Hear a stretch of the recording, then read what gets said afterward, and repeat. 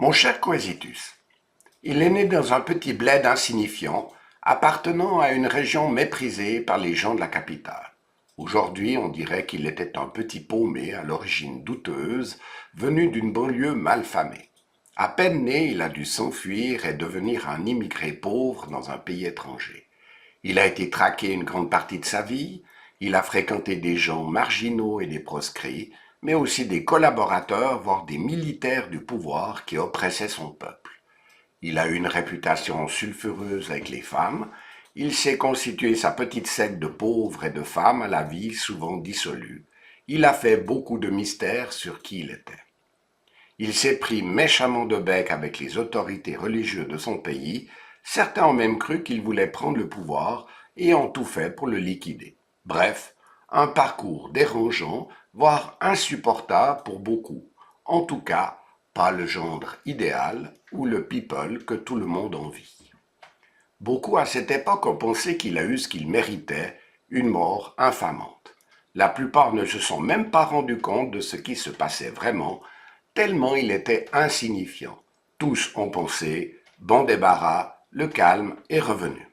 Mais voilà, 2000 ans après, on en parle encore. Des milliards de personnes sur notre planète se réclament de lui, parfois à tort et à travers. Je pense, mon cher Quesitus, que tu as deviné de qui j'aimerais te parler, de Jésus de Nazareth. Tu te dis peut-être que j'y suis allé un peu fort. Attends de voir la suite. J'aimerais que tu vives avec moi une expérience décoiffante. Imagine, nous sommes deux archéologues en Égypte.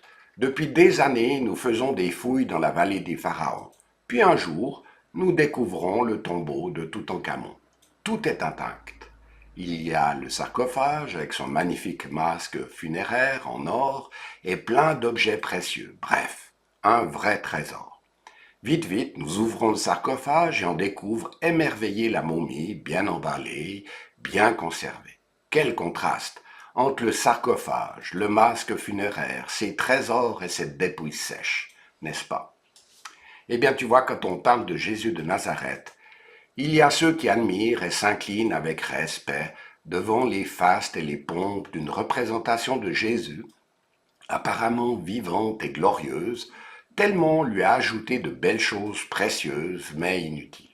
Un peu comme si l'on ne voyait de ce pharaon que le masque funéraire en or et ses trésors. Mais il y a aussi ceux qui, après avoir dépouillé tout ce qui est clinquant et attirant, ne voient plus qu'une représentation de Jésus qui ressemble en fait davantage à un cadavre sec et repoussant. Entre ces deux extrêmes, mon défi pour toi est de t'inviter à faire la connaissance d'un Jésus agissant, étonnant, transgressif, qui pleure, est joyeux, se fâche, bref, un Jésus vivant. En tout cas, dans la mémoire de ceux qui l'ont connu et qui nous ont transmis ses paroles et ses faits et gestes. Je le ferai au travers de quelques récits de ses rencontres fulgurantes sur les chemins qu'il a parcourus au cours de sa brève vie publique.